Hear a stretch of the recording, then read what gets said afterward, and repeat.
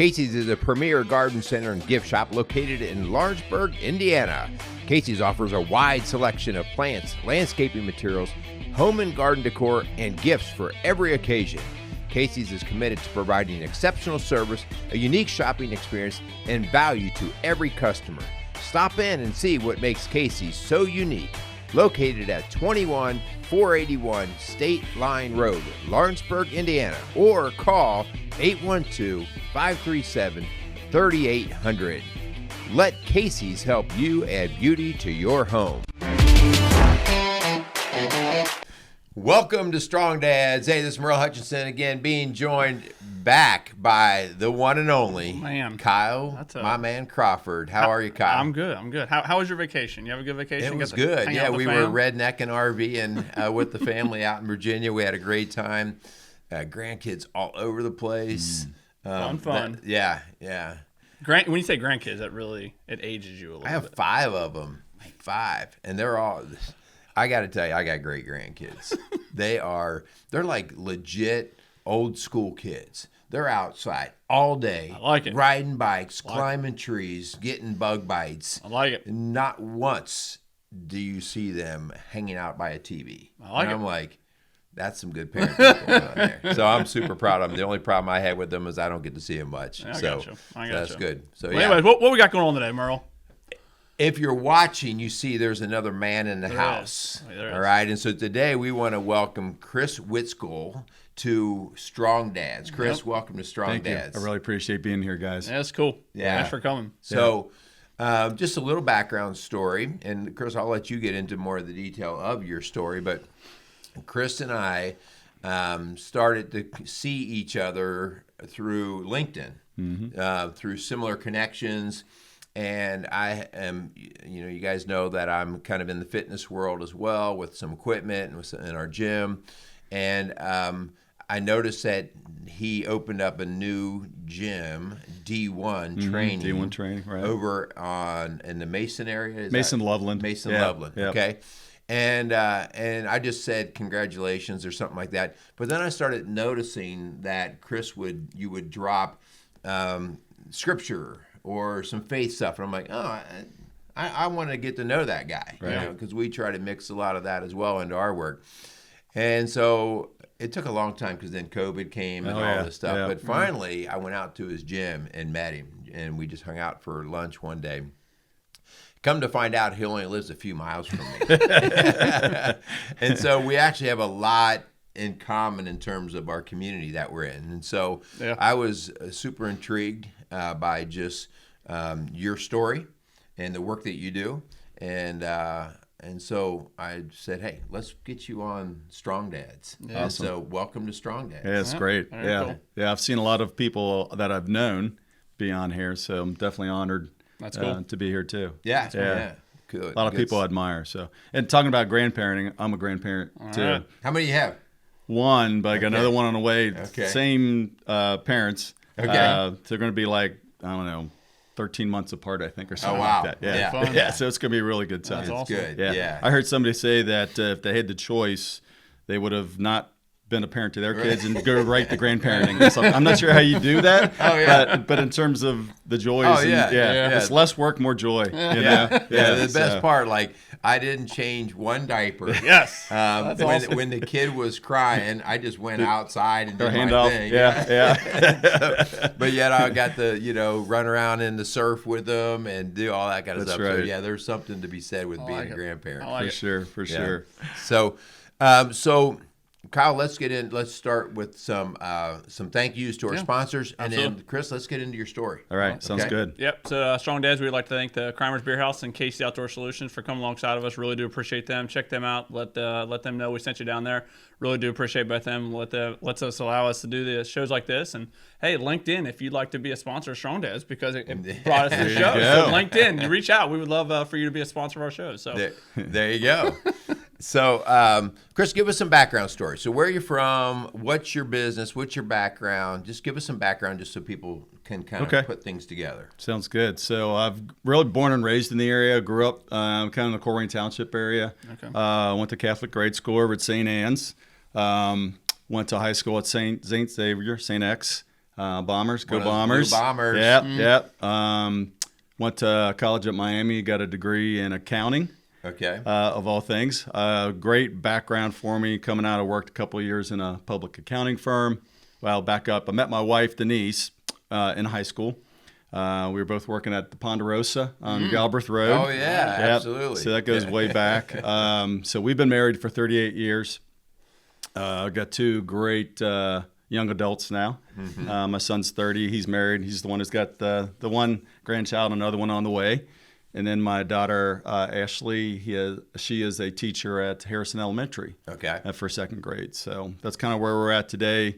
But yeah, went to school at Miami, got my degree, came out, worked a couple years in public accounting, found out really quickly that was not what I wanted to do for my career. Again, not to put anything down with accountants because they're extremely valuable, necessary people, but you have this thing called a personality. I've heard that. Yeah.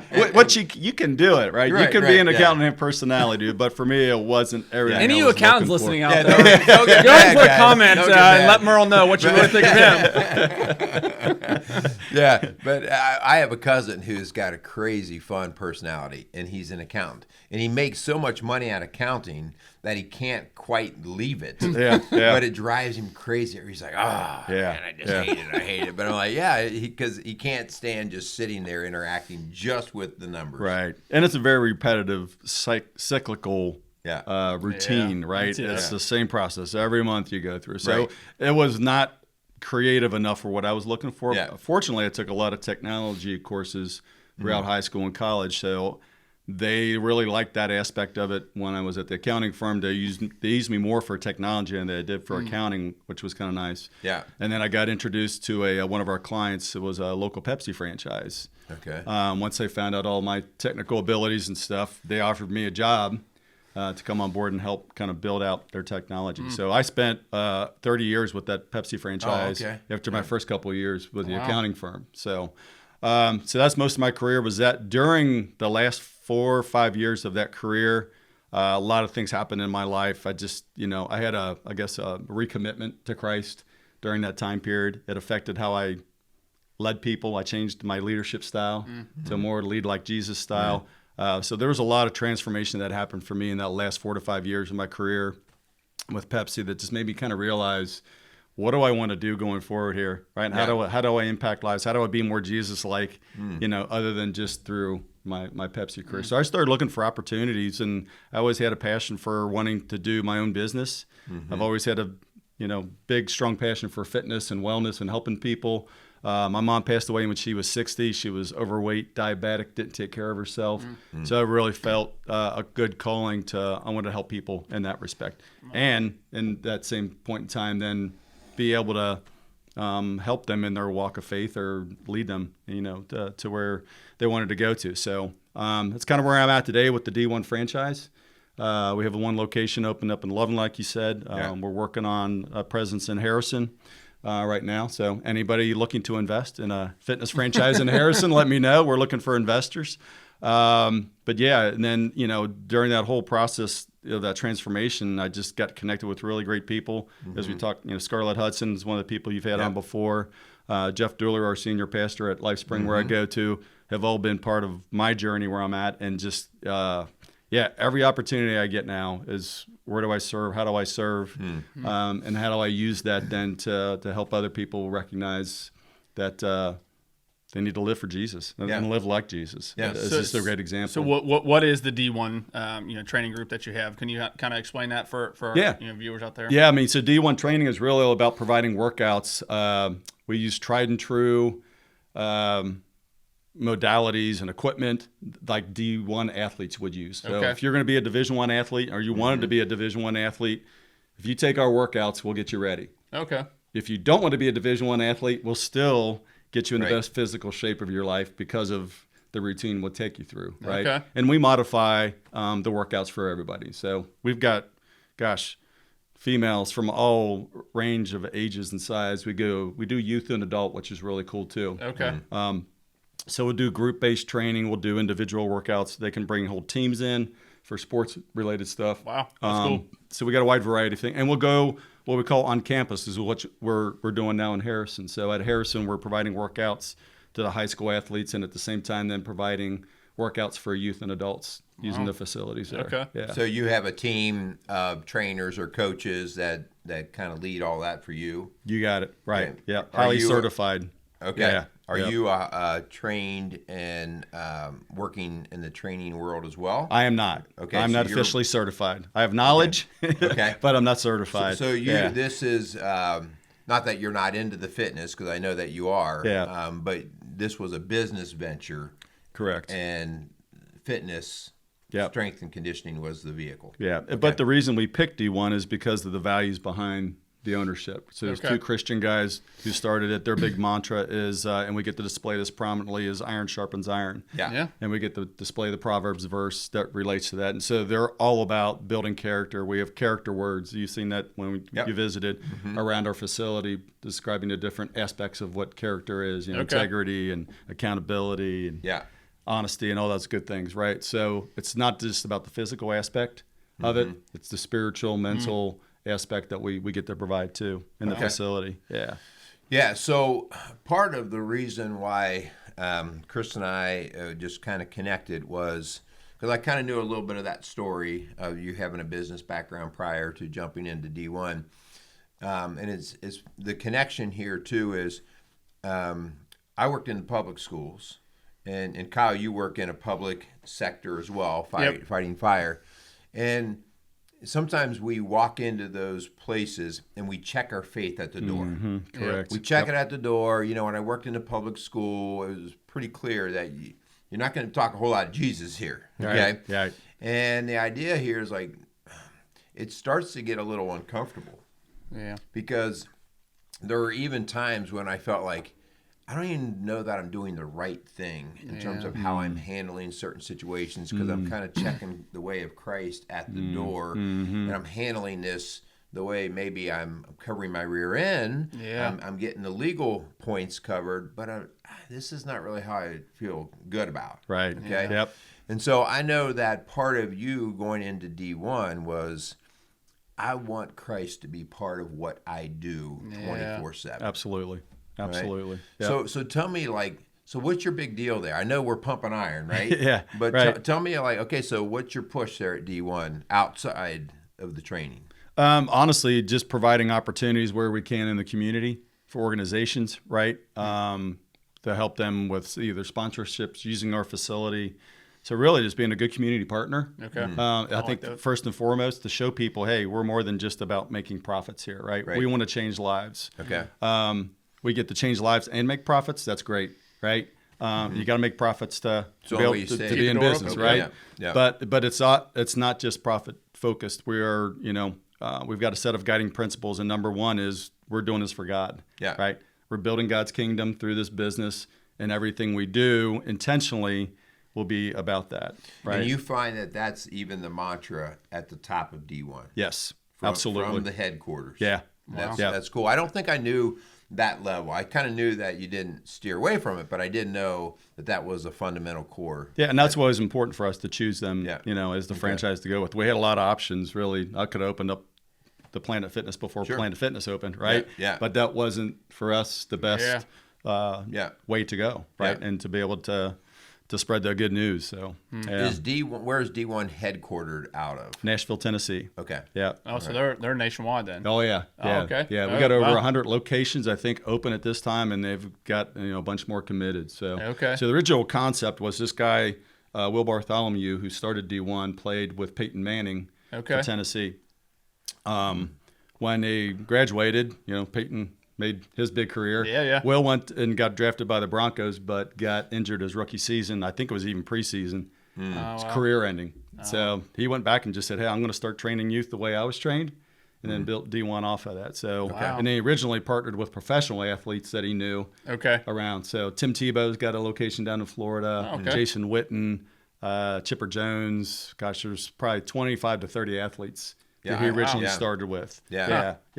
So, and then he said, hey, I want to grow this further. And then he decided, hey, I'm going to make this actually a franchise opportunity. Awesome. Yeah. That's really cool. Yeah. So I know that part of your passion now is how do we make disciples? Exactly. Disciple making. Yep. So tell us what that branch of your work is now. Yeah, and this really came to light, I mean, honestly, probably in the last, I don't know, maybe 6 to 9 months, being truly intentional about disciple making. Why it's important. I mean, I've got a great resource here, and it comes from an organization called renew.org. I highly recommend checking that out. Renew.org. Okay. They got a great resource out there for disciple making, and that is their focus. The biggest opportunity for me came about being involved more in leadership at LifeSpring. So I became an elder about a year ago. Okay. So cool. really blessed to be part of that group. But as a group, we keep talking about how, our focus is joining God and restoring a broken world. Well, how do you do that, right? You make disciples. I mean, if you truly want to change the world, and this book is great about just the multiplication factor of disciple making, right? If you truly want to make an impact in your community, in your family, first and foremost, family, community, and then, geographically expanding, disciple making is the way that God designed us. Yep. The true message why Jesus was here, right? Why he modeled for us what it was like to be a disciple maker, and the Great Commission before he left, right? Before he left, right? That's where the Great Commission, right? That's the order. Go and make disciples. It wasn't, hey, if you feel like it, if you really love me, right? Yeah. He's like, no, go. Do it, right? I think, not to get into any kind of different church background or anything like that, but I don't know about you. I grew up Catholic. You grew up Catholic. And honestly, I'm just going to speak to my ignorance. I never knew the word evangelism. That was something that the Holy Roller churches did somewhere else. Sure. And I didn't know. I mean, I'd heard of the Great Commission, but it was not a practice. Yeah, it wasn't something I was like, if you're calling yourself a follower, right? Yeah. This is what you have to do. Yeah, right. and so that really started to hit home with me when I started to meet people who I just thought were evangelists, and we're like, no, I don't care whether I'm in church or I'm at work. This is how I'm going to talk. This is how I'm going to be.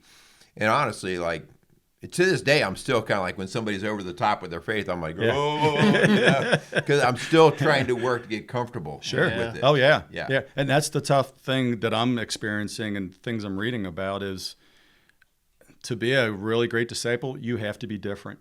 Yeah. You've got to stand out, right? Otherwise, if you don't stand out, people aren't going to recognize and come up and ask, Kyle, why do you live the life the way you do? These circumstances that come your way and you handle it this way. How do you do it, right? Yeah. So if we're not different about how we're living, if we're not countercultural today, people won't recognize and want to know, right? And give us the opportunity to help them and take them through a disciple making process. Well, I want to get into that. So this idea of disciple making and then going out and also discipling other people. What does that look like for you? So just for example, it's like when I was in high school, I was a part of a high school ministry called Young Life, and Young Life is really big on leaders discipling high school students. And this is something that was counterculture to me because I always thought discipling was you do a daily Bible study, right? And so one of the things that I quickly learned through Young Life was that disciple is actually just living life with someone who is discipling you. So a leader that is actually spending time with you. You're actually going over their house. You're spending time. You're seeing how they live their life. So in the D1, training, kind of thing that you're doing, and then also in your life, what does discipling look like for you? First and foremost, it's not forcing it on people. Okay. You can't force anything, right? And you definitely can't force disciple making on somebody. Yeah. Somebody, it's kind of an awareness of where people are at in their life and what they're wanting, and really just kind of they'll initiate some type of conversation with you, right? Some question or something. Like I just said, hey, Chris, you're doing a great job with doing this. How do you do that? Yeah. Right? That's to me is they want to know more about the way I'm living my life, and then give them opportunity to, hey, if you want this too, this is what you got to do, right? Yeah. So the book does a really good job of a description or a definition of a disciple. I'll read this real quick. A disciple of Jesus is someone who's following Jesus, being changed by Jesus, and committed to the mission of Jesus. So somebody who wants to follow Jesus, they have to know what that means, right? Yeah. To be changed by Jesus, what does that mean? And to do the same, right? How do you help others do the same thing? So it's really, it's not about trying to hit the masses. It's being very intentional on a small group of people, just like Jesus did, right? He didn't try to change thousands of people at one time, right? He took a small group of guys, connected with them, got in relationship with them, which is huge. Yeah. You got to form relationships with people. You just can't go out on the street and be yelling at people, right? It's not going to work. It's just not the way that Jesus modeled it for us. Right? I think it's so important to understand, as you talked about, like, and this, I don't care what sort of training you're doing, you have to take people where they are, and so often we get them where. We take them and make assumptions that they ought to be somewhere else. Why aren't you at this place? Whether you're raising kids, whether you're training somebody in the gym, at the end of the day, if a guy comes in and he tells you he wants to bench press 300 and he can only bench press 100, you can't yell and scream at him, right? Like you got to close the gap. That's you got to close the gap. And I think so often in the Christian world, we fail to look at somebody's walk of where they're at right now. You know, listen, at the end of the day, if a guy comes into church and you chastise him for drinking, cussing, smoking, whatever he does, you shouldn't do that type of behavior. You just lost the opportunity to train him, to disciple him. And you know, I think the coolest thing that we look at with the disciples is really how goofy and broken they were. Exactly. Right? Like they were all just a bunch of schmucks. Oh, a band of like idiots. Me. Right? Yeah, kind of like me, you know. And that idea is just recognizing, take them where they're at. Take them where they're at. They've got to see. We know in our coaching of especially marriages and stuff like that, you know, when you first get into doing the type of work we do, you want everybody to be right, you know, like, man, come on, like, get that marriage right, and you want it. And now I'm like, dude, I want you to want it. If somebody comes into D1 and they don't want to train, it's a nightmare for everyone. So you have to give them the reason for why they're going to want it. Okay, so do you want to really play D1 level sport? Do you want to really excel? Do you really want to improve? I'm okay if you don't. Right? Because it's up to you. But if you do, then show me. And you have to let them know, hey, this is what it's going to take. And here's almost like we do this. We've got a really cool concept that we're doing now within LifeSpring called D groups. So we're intentionally going out and trying to find guys or women that we can form a group with, right? But part of that is we have a formal agreement that we go through and say, hey, this is what's going to take commitment-wise. We're going to meet weekly. We're going to read Scripture. We're going to do life together. We're going to go serve together, you know, and this is the length of time we intend to be together. Are we all on the page? So same way, if somebody walks into D1, I want to lose 50 pounds, we're going to say, well, you need to come here 3 days a week. Right? You need to change what you're eating, and we can help you with that. Here's all the things. See, you just lost me right there. Change my eating. I don't know. Come on, Chris. Like, can I still drink coffee? One. Okay, one. Okay. And you see, like, my nature is to want to, like, can we morph that just a little bit to fit me? And, Do I really have to do all these things that Jesus did? Can I just do some of them, right, and be okay? Man, that's good stuff. So, all right, so how do you go about doing it? So help me out a little bit. Like, do you have a system or a plan of how you do it at work or how you do it in your life? So I really like, again, what we're doing at LifeSpring, and Jeff modeled this, again, after kind of the renew.org stuff. I want to just pull up real quick kind of our description. So we call it D group. It's a disciple-making group. It's usually small, just like Jesus did, right? 3 to 5 people. Okay.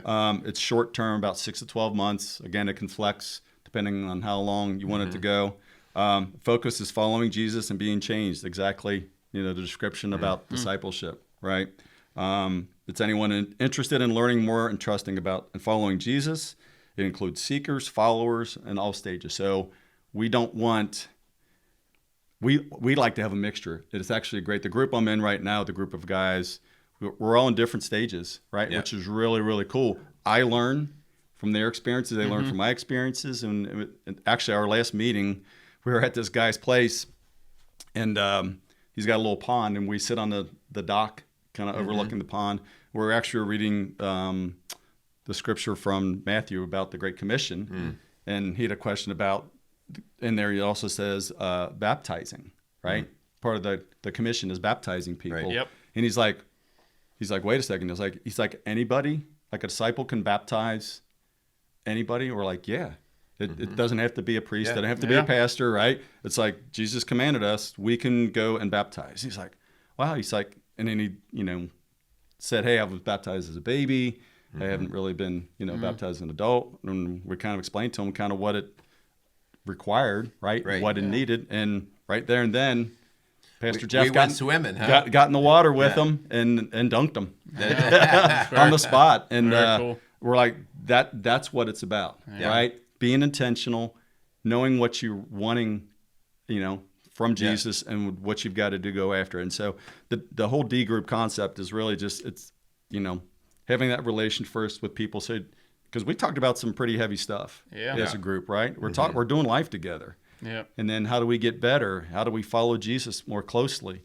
Then how do we find the opportunity to find others that we can do this with? As I mentioned earlier, first and foremost, it should be our families that we're working on, right? And going after.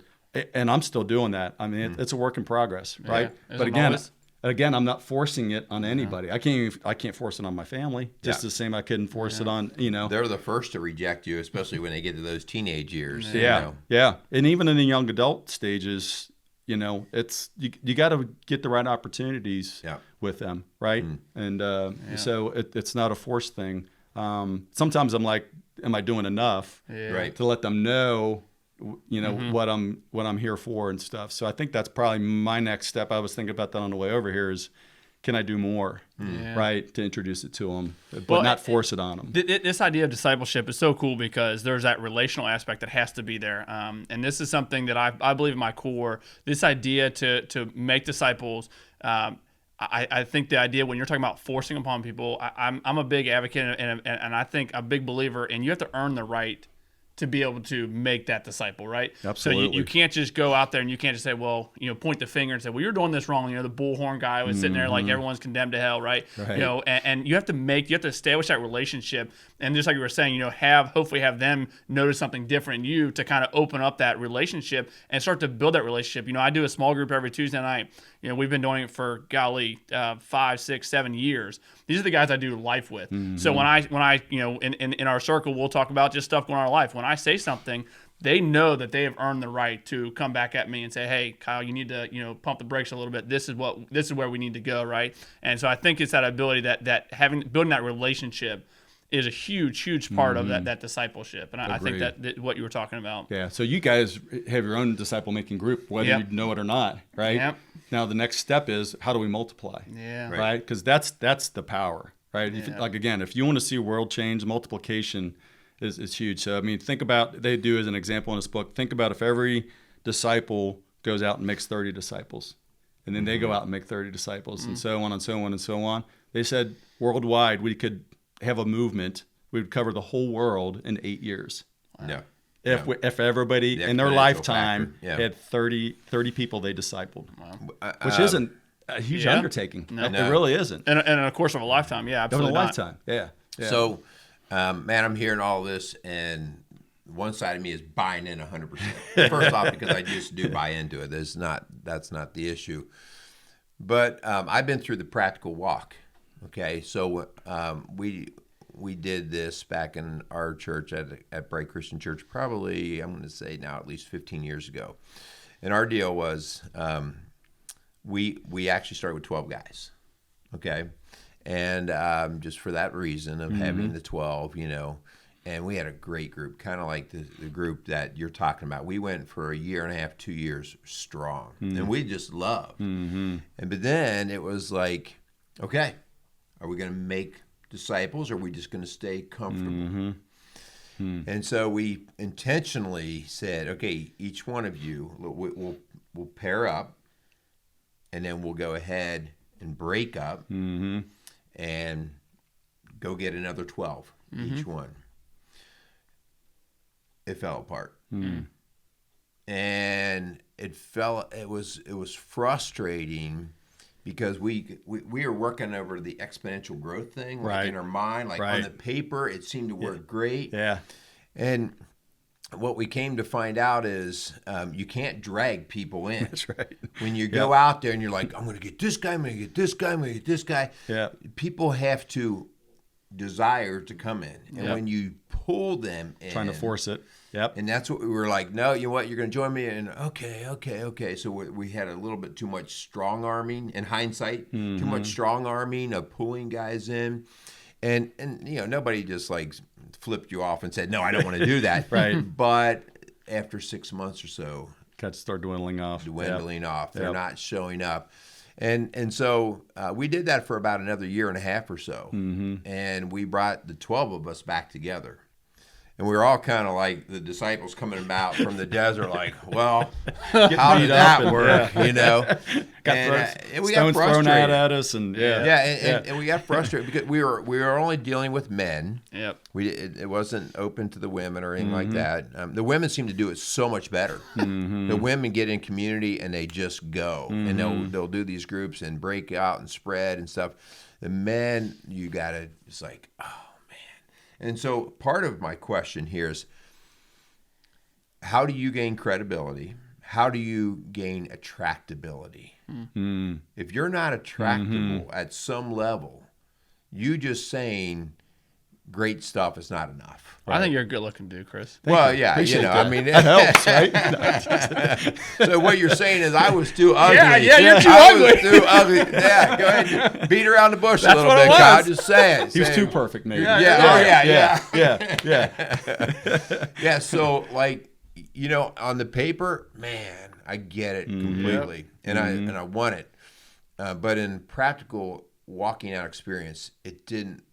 We didn't do it well. Yeah. Okay. I think based just on so far what I've experienced, right? And this isn't the end all catch all, but the resources and stuff reading and Jeff pouring into us, it's really about being vulnerable, transparent, not being selfish, being an example. You got to live, and you got to live with the intent of, I want to help people, not because I want to get recognized, right? It's not about me. Yeah. There's a whole movement out there called I Am Second. Oh, yeah. Which is really cool. They got some great videos and stuff out there. But I learned a lot about in this life. It's not about me, right? Yeah. And so I think being true about yourself, being just like I said, transparent, vulnerable. I think people really need that today. And a lot of guys need that today. I think there's too many guys out there that just put up the wall, put up the, protection, and I don't want anybody in. I don't want anybody to know about me. Yeah. And so I think that's the toughest part for guys versus women is pride and ego. Yeah. Right. And busting that down it's hard. And I think that's where we get frustrated. Right. Yeah. And we don't. Those people are like, oh, and then we would see this at D1. Oh, that person's going to be great for D1. They're just going to love it here. And, they come for 2 weeks and they fall off, right? Yeah. It's like, man, they wanted it so bad. They told us how bad they wanted it. Right. They wanted to change and do all these hard things and just didn't stick with it, right? So it's going to happen, right? Yeah. We have to know as disciple makers, we are not going to have 100% success. Right. We may get 10% success. We may get 5%.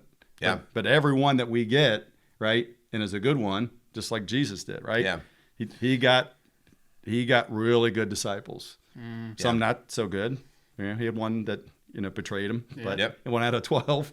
So, but yeah, we have to know going into it the expectations. And I think that's where we get frustrated and people stop. Yeah. Well, you're speaking to a little bit of the old 80-20 rule. Mm-hmm. So, like, if you did cover the entire globe in 8 years, a success story or an expectation would be if we could get 20% to actually jump in there. Yeah. Yeah. Okay. Like I mean, that's just because people have that wonderful blessing and curse of free will. Mm-hmm. Yeah. They have to be able to come at their own rate. And I think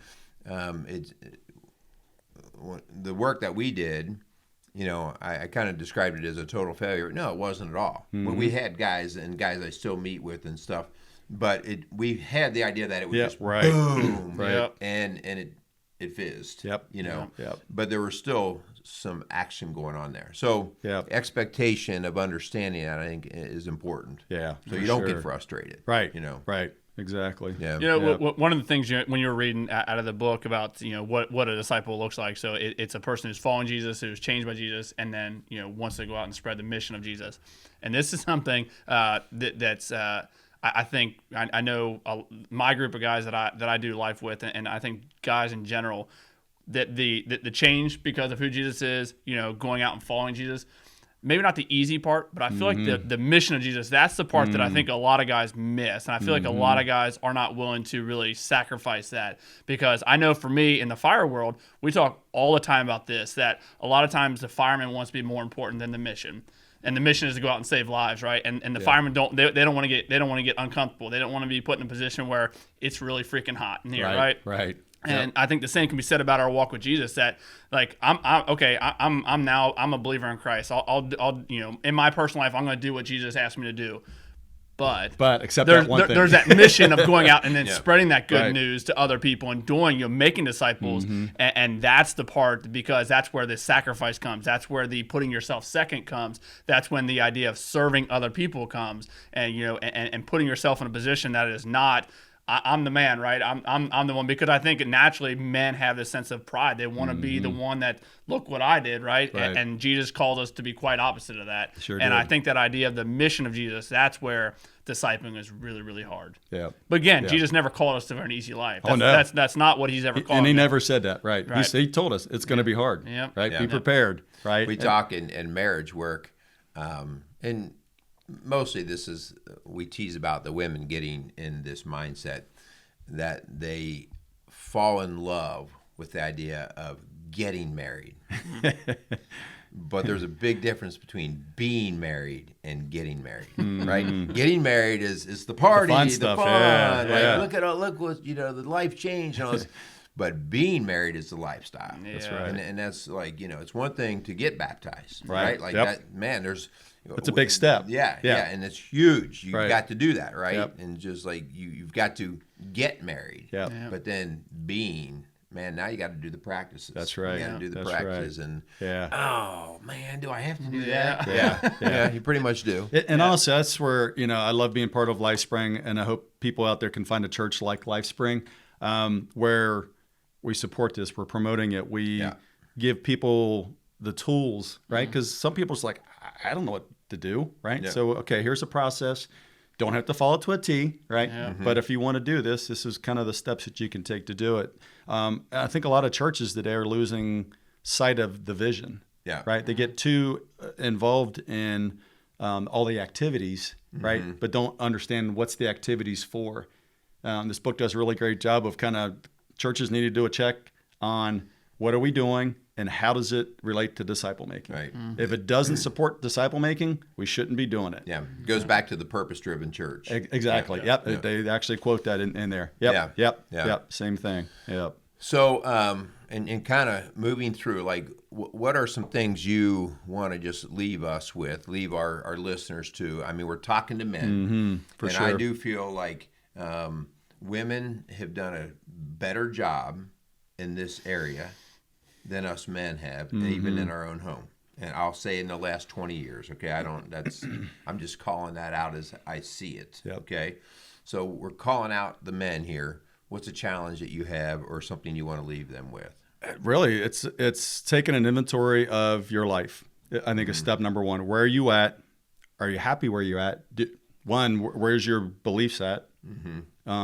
If you don't believe in God, or if you've got questions about God, find somebody who knows or you can trust, right? Ask questions. Don't be afraid to ask questions. That's the biggest thing. We got a group of guys I've known for years. Our kids have all grown up together. We go out once a month for a beer and some food.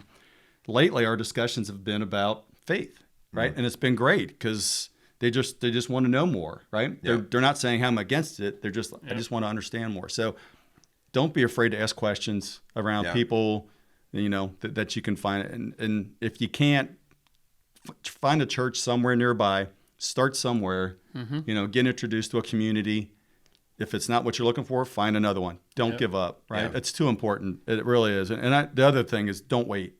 Don't wait like I'm going to go on a diet Monday, right? Yeah. Everybody wants to start the diet on Monday. No, start today, right? Yeah. So don't wait.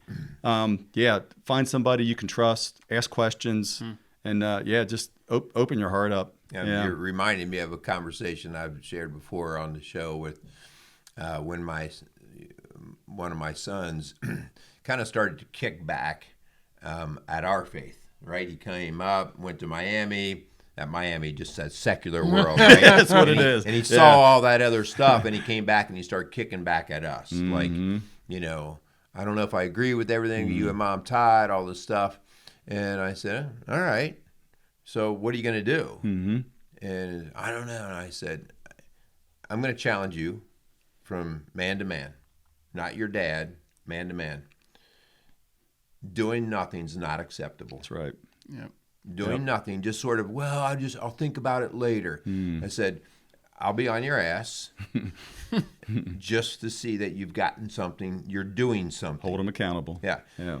I don't, at the end of the day, you do what you're going to do, right? But if you and I are going to have these conversations, then you got to show me that you're doing the lifting. That's right. Right? Yep. And so showing up. And basically I said, can I get that commitment from you? And he's like, yeah, that's what I want to do. That's what I need to do.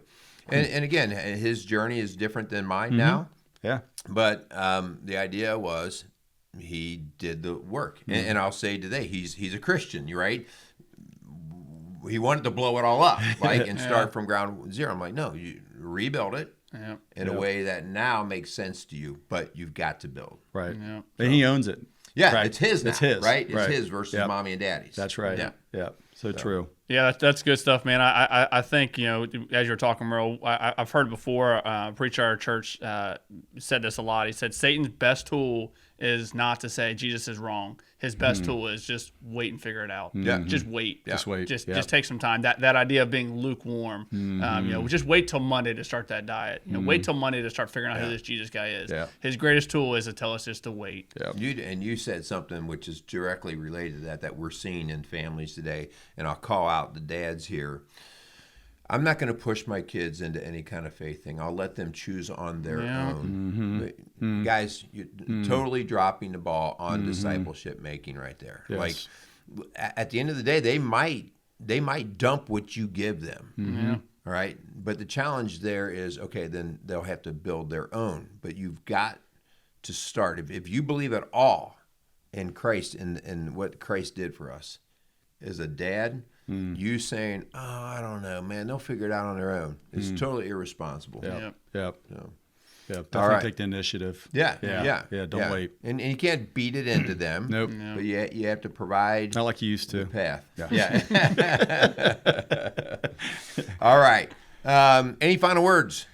I really don't. I can't think of anything that we haven't had a chance to talk about. So I really, again, appreciate the opportunity and hopefully, this has changed somebody out there just to ask a little more question about it. Yeah. So, and that's the intent. I know that's why you want this platform, right? Is somebody out there is going to hear this, see this, and it does something. So, well, Chris, we really appreciate you being on. What's a good way for our viewers to get in contact with D1 and kind of, if they want to take that initial step of kind of getting fit? I probably should. Yeah, So. that's all right.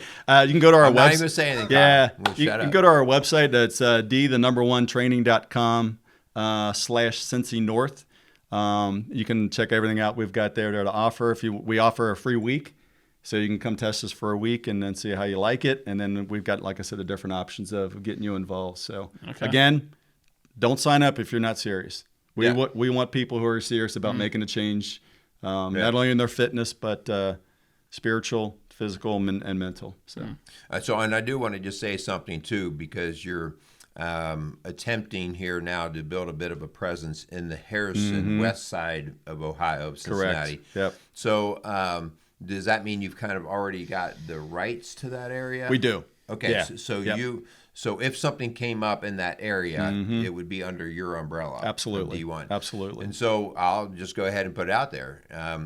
If you feel like you would like to be involved in a ministry of that level, how can they get a hold of you? Is there a grassroots effort on that? There is. If you want to send me an email, that'd be great. It's just chris.witzgall@d1training.com. I'm sure you can put the spelling in the notes for everybody. Yep, I'll get it in there. But yeah, shoot me an email. Let me know if you're interested, and we can talk about it. Okay. Yeah, because that'd be awesome. You never know. We have guys that listen, and hey, if they want to support something like that, that's awesome. Cool. All right, Kyle. Let's thank some guys and let's get out of here. Yep. Yeah. Thanks so much again for Cromers Beer House, Casey Outdoor Solution. Really do appreciate them. Chris, thanks so much for being on our show. You guys out there, keep viewing our shows, keep listening to our shows, share the heck out of them, give us a 5-star rating. That way, as people kind of search stuff, our show gets populated first. So really do appreciate you guys out there. I hope you're having a good week, and really do appreciate Chris coming on. Go out there and be some strong dads.